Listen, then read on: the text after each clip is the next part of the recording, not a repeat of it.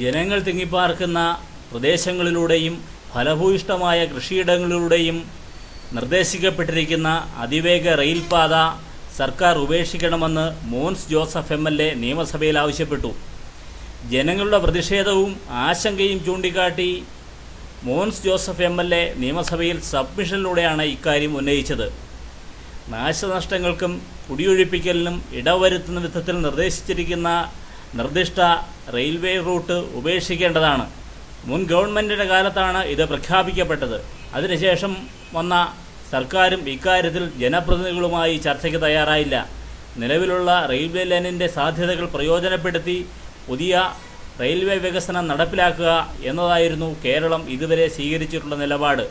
ജനങ്ങൾ നടത്തുന്ന പ്രക്ഷോഭം സർക്കാർ കണക്കിലെടുക്കണമെന്നും നിയമസഭയിൽ മോൻസ് ജോസഫ് MLA ആവശ്യപ്പെട്ടു. വികസനത്തിന് ജനപ്രതിനിധികൾ എതിരല്ലെന്നും എന്നാൽ ജനഹിതത്തിനെതിരായും അപ്രായോഗികവുമായ വികസന നിർദ്ദേശങ്ങളോട് യോജിക്കാൻ കഴിയില്ലെന്നും മോൻസ് ജോസഫ് MLA സബ്മിഷനിലൂടെ നിയമസഭയിൽ വ്യക്തമാക്കി.